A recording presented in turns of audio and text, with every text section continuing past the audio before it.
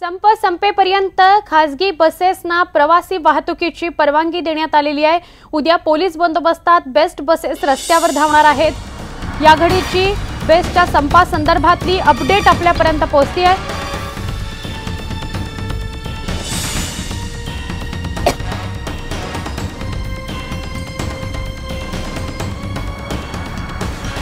प्रतिनिधी स्वाती लोखंडे यांच्याकडून अधिक माहिती घेऊया। स्वाती, आत्ताची ही काय अपडेट आहे, काय महत्त्वाचा निर्णय घेतला गेलाय?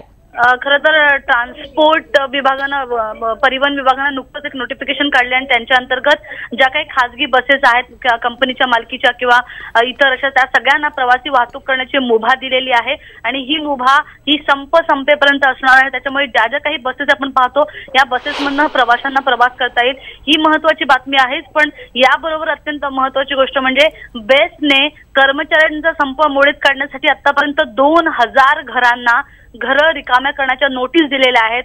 त्याचबरोबर 300 कर्मचाऱ्यांना मेस्मा अंतर्गत नोटिसा बजावण्यात आलेल्या आहेत आणि त्याचबरोबर परेल मधली जी सगळ्यात मोठी बेस्टची वसाहत आहे त्यांनाही ही घर रिकामी करण्याची कारवाई केली जाणार आहे। त्याच्यामुळे ही आतापर्यंत सगळ्यात मोठी बातमी आहे की हा संप मोडीत करण्यासाठी बेस्ट प्रशासन पूर्णपणे तयारीत आहे आणि जे काही शक्य होईल, कारण राज्य सरकारकडनं यूडी विभागाकडनं यांनी खरं तर नोटिफिकेशन आणलंय मेस्मा संदर्भातलं, त्याच्यामुळे या संदर्भात कारवाई केली जाणार आहे आणि संप लवकरात लवकर तुम्ही कामावर हजर व्हा, नाहीतर कारवाईला तयार राहा असा एकंदर पवित्रा बेस्ट प्रशासनानं घेतलेला आहे।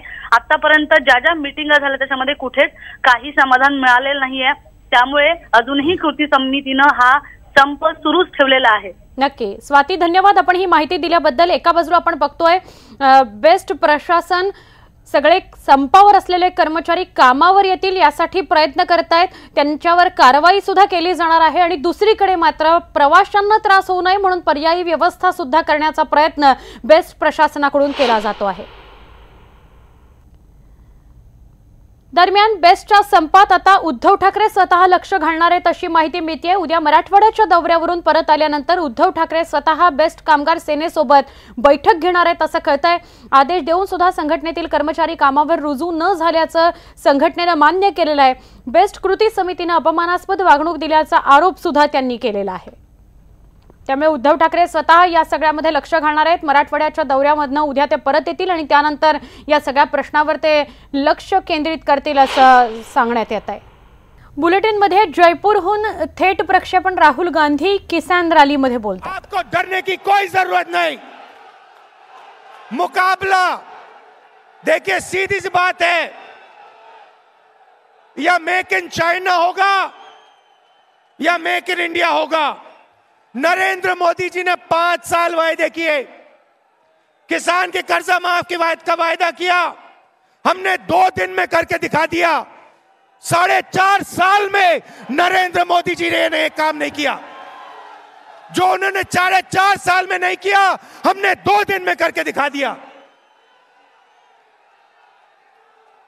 जहां भी जाते हैं रोजगार की बात करते हैं, एक के बाद एक युवाओं को रोजगार दूंगा, युवाओं को रोजगार दूंगा, युवाओं को रोजगार दूंगा।